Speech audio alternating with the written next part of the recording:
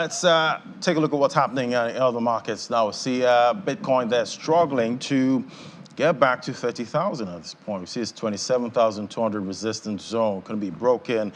And we see the fear greed index there, 54 points down more into neutral zone. So showing that traders are not sure where the market is going. Is it bullish or bearish? We don't have confirmation at this time. That's why we have neutral. No one knows where to go. If we look at the top cryptocurrencies we track, Bitcoin there, down 1% this morning, but did have quite a nice jump from about the 26,000 level to 27,000. Ethereum holding that 1,800 levels, down 0.79% this morning. And we see BNB there. We talked about BNB yesterday with all the regulatory issues they're having moving out of Canada. We see the BNB token there, $312.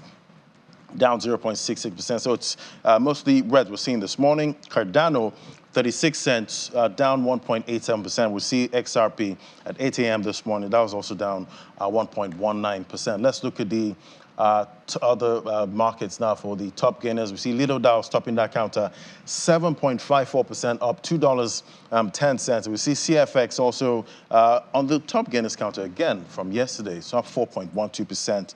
So 29 cents, that's what it's trading at. See that rally. It's cooled off for now for that CFX token. Let's bring in my guest now, Eleman Dambell, joining me via Zoom. Hello, Eleman. Great to have you.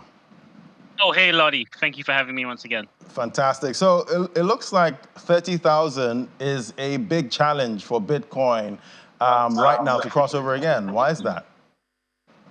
Yeah, no, absolutely. So I think there's quite a lot happening at the moment, as we saw last week. Of course, inflation in the United States is somewhat cooling off, but now the question is what's going to happen as far as consumer spending. So later on today, we have retail sales data, which for the first time in the last 3 months is expected to rise.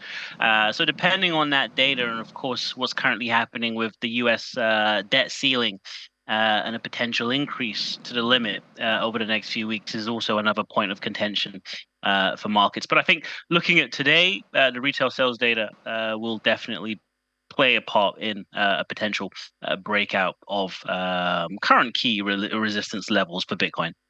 And definitely, according to the great investor Warren Buffett, it did talk about Mr. Market, having mood swings, up and down, up today, down tomorrow. But we have, long-term investors, looking for some strategic points, to enter this market. What are the indicators telling you about, long-term price action for Bitcoin? Yeah, it's quite funny. I wrote an article yesterday about if Bitcoin could potentially reach that 30K level this month, and talking about key levels for it to overcome. We're currently in the middle of one, so it's just trading below 27,300, which historically has played a huge amount of or act as a huge point of resistance. And I believe if we are able to not only break out of that level, but truly sustain a breakout later on today, history will show you the last time it traded at that level, there was a lot of upside. So depending on what happens today, paying attention to the relative strength index as well as trading below a ceiling of 42. So if those two ceilings or points of resistance can be broken, I wouldn't be surprised if we see a strong rally throughout the rest of the month. And looking at the monthly charts at this time, what are those key indicators saying? Are they signaling bullish sentiment?